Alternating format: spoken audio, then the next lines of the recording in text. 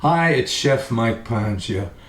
I've been baking bread for a long time, and over the years I've made a tremendous variety and took notes on the results. Today I am going to present my very favorite, and happily it's an easy one to make. I'm thrilled to be able to share it with you today, and I look forward to getting started. Using the baker's ratios, we're going to start with 700 grams of bread flour.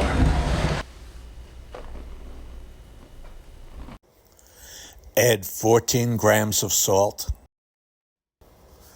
Adding just over a quarter teaspoon of instant dry active yeast. That's about 1 1/4 grams. Now, using part of an envelope of yeast can be problematic. So what I like to do is, when I cut the corner off, use that corner to fold it up tight a couple of times and then insert it into a food storage snack bag that I have here. You can use a sandwich bag or any bag that can be sealed.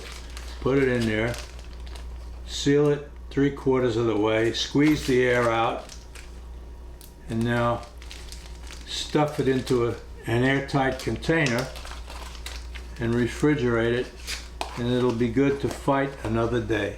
Now we'll mix the dry ingredients well. Remember, there's only 3 of them: the flour, the salt, and the yeast. And now we're going to do something strange for a bread mix. We're going to use 100% hydration ratio, which means the amount of water in grams will be the same as the amount of flour that we used, which was 700.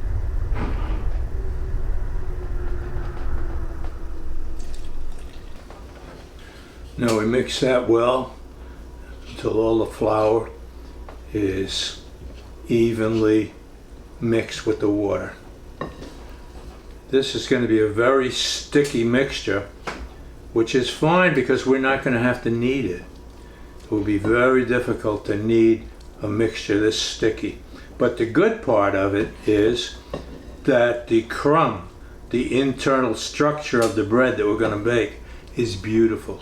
It's an open crumb, and that's made possible by the high percentage of water in this particular dough. In the baker's ratio, it's 100%. Most bread recipes will be anywhere between 60 and 70%. So this is a bit unusual, but it works out real well. When the mixing is done and you don't see any more dry flour, it's time to cover the bowl and let it rest overnight. Now we'll need a container to bake our bread in. And you can use a Dutch oven like this, or a ceramic bread baker like this.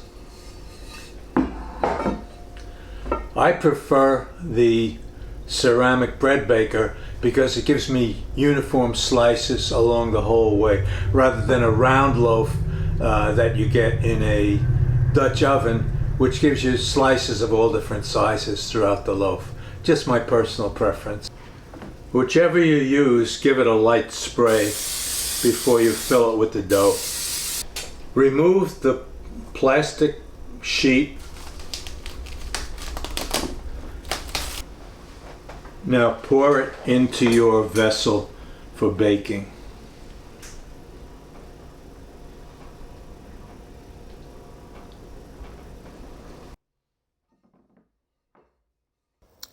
Put the cover on and let it rest 2 hours. At this point, set 2 timers. The first one for 1 hour and 15 minutes. And that's going to be your turn on your oven timer. At 1 hour and 15 minutes, start to preheat your oven to 450 Fahrenheit. The second timer will be at 2 hours, and that's the time you can place your vessel, whether it's a Dutch oven or a ceramic baking dish, into the oven. Bake for 40 minutes. After 40 minutes, uncover your baking vessel and bake 5 minutes more uncovered.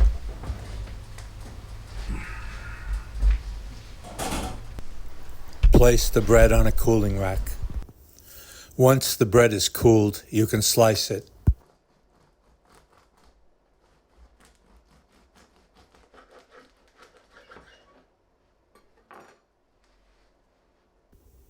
And you're done. Thanks for watching, and I look forward to seeing you again next time.